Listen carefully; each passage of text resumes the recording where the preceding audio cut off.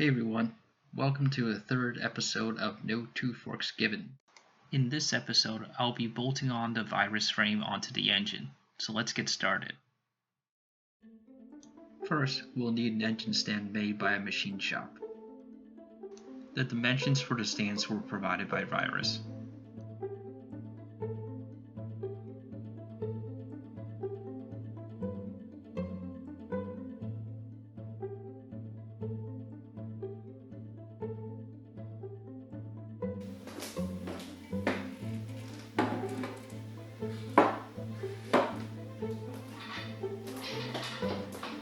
Now to lift the engine off the floor and onto the stand.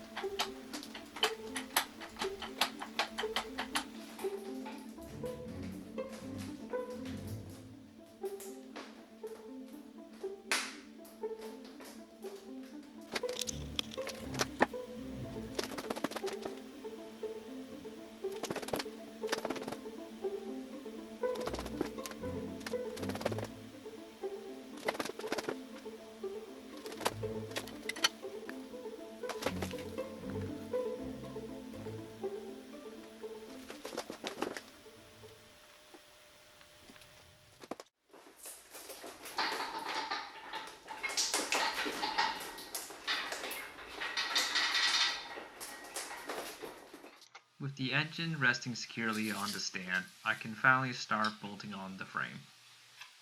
In kit form, Virus provides all the torque values for every single bolt. With the right tool, experience, and a little bit of common sense, the bike pretty much is assembled like a regular motorcycle. The company Bumota Spirit was also very helpful in any questions I had. After all, they are the US distributor for Virus motorcycles.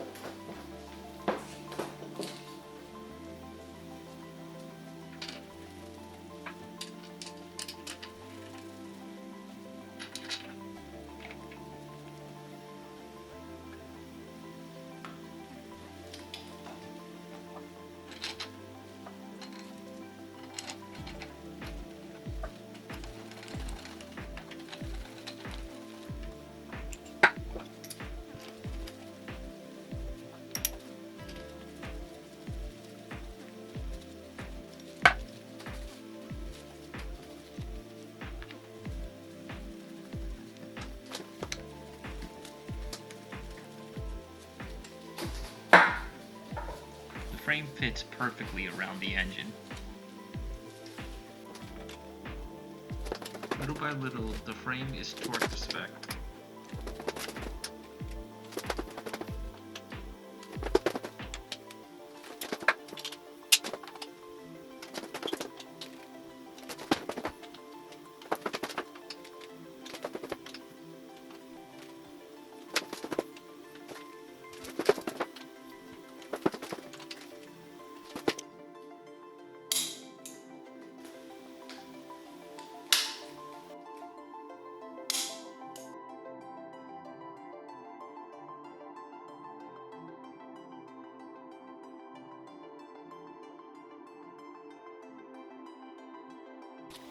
The original YSS shocks were swapped out with some nicer Olin TTX. While the front and rear are the same Olin TTX units, they do use different springs.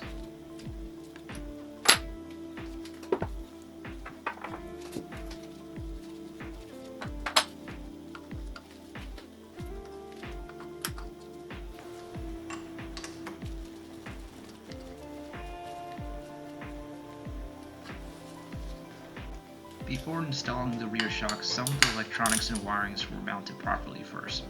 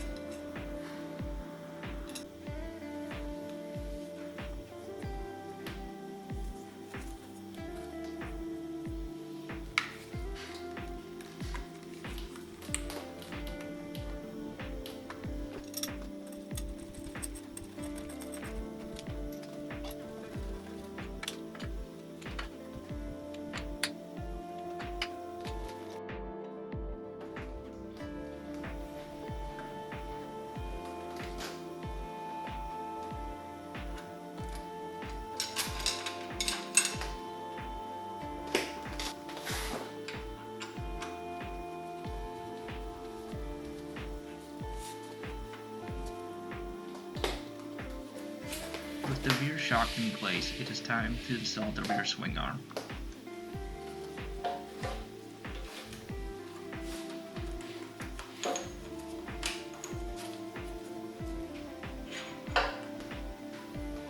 Instead of one long swing arm bolt, the Virus uses two shorter ones.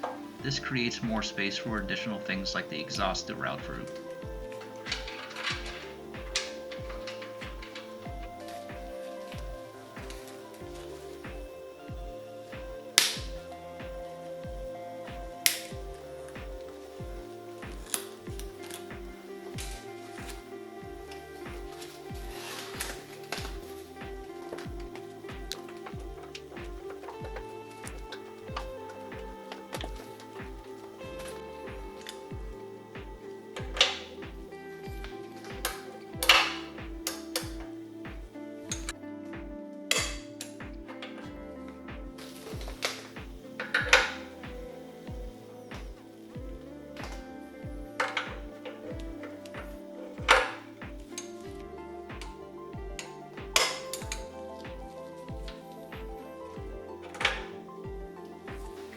Two push-pull rods on either side of the rear swing arm connects it directly to the shock.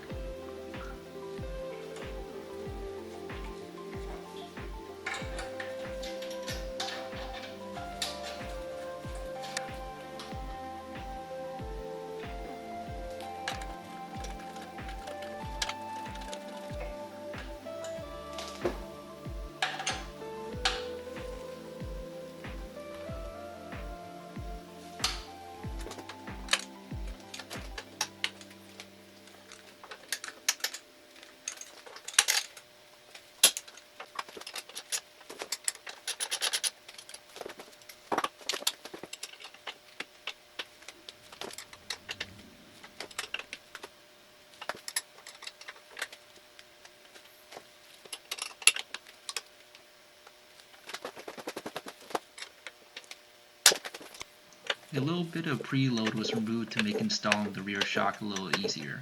I am now dialing back that preload.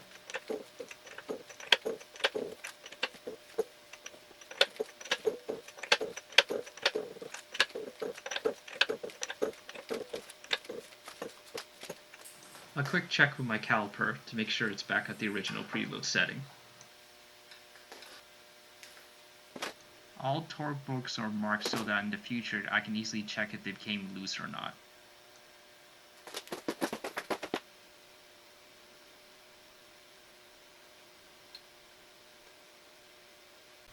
With the swing arm secured, I decided to install the rear caliper.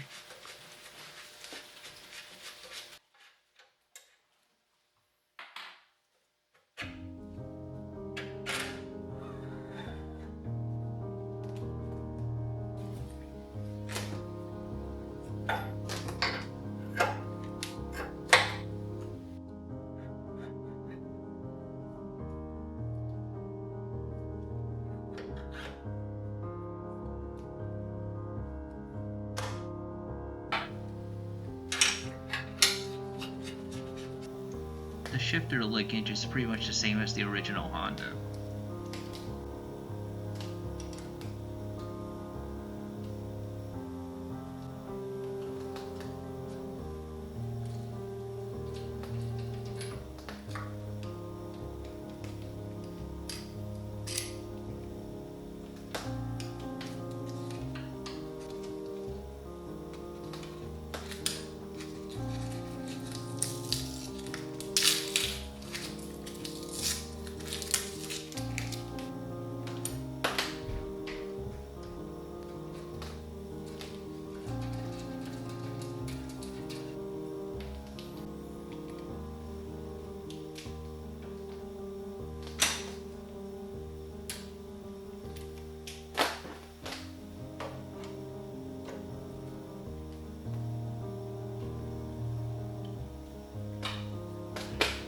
The airbox also uses the original Honda one. The front, however, is a 3D printed intake snorkel.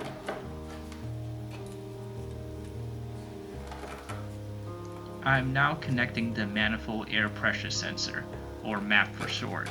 This is very critical, as if it's disconnected, the engine will throw an error, and it is very hard to get into once the bike is fully assembled.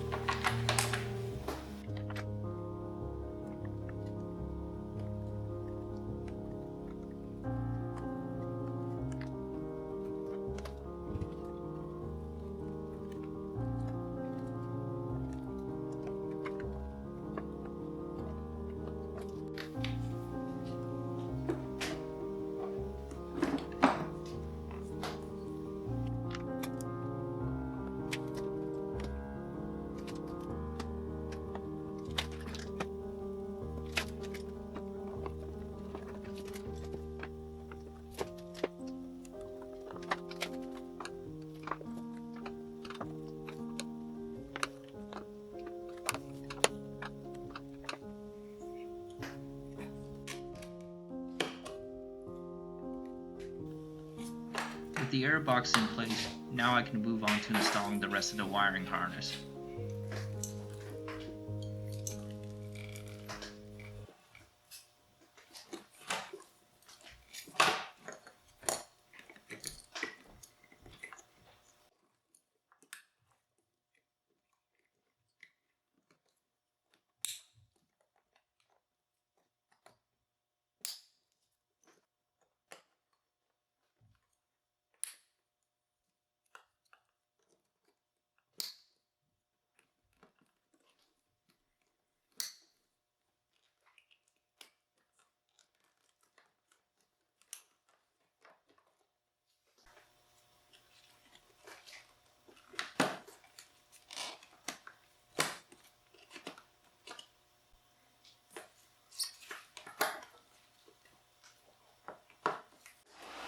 Now to install the front shock, which is very similar to the rear one as well. The reservoir needs to be moved upwards to make room for the radiator.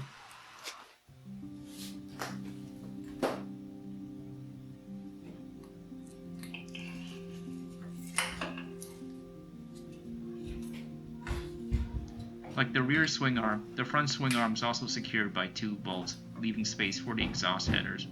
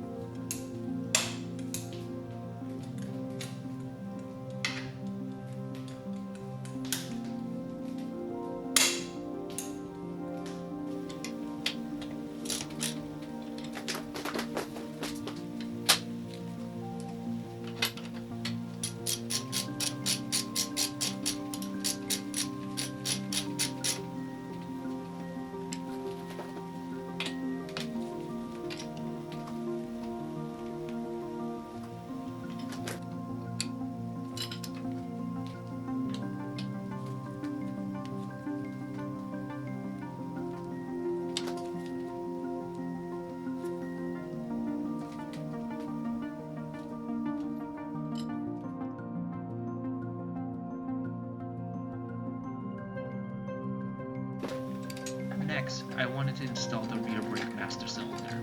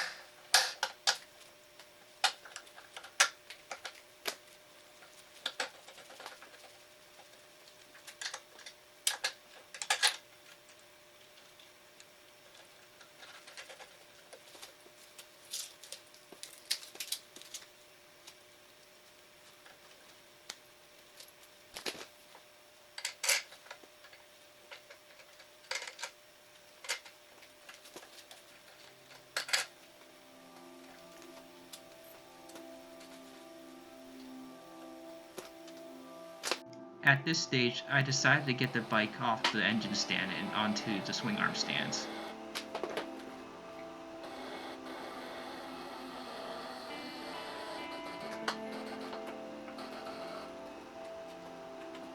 You'll notice I had to raise my front swing arm stand, as they are not adjustable and were too short.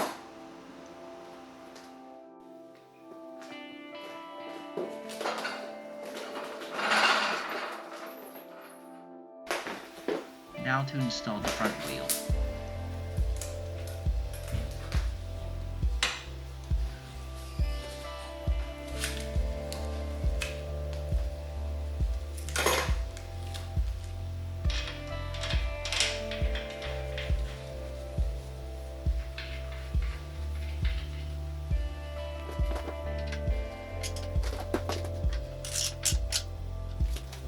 These two rods transmit the braking force back into the frame. They do not do any steering.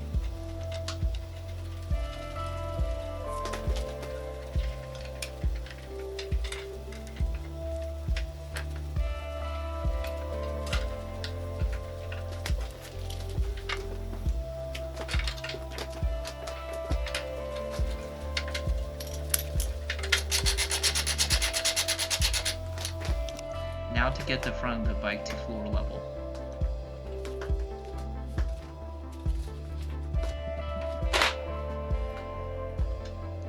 Not my cleanest solution, but it works. In retrospect, next time I should install the front wheel before lowering the bike off the engine stand. Before installing the rear wheel, I decided to safety wire it first. It's an old habit from my racing days.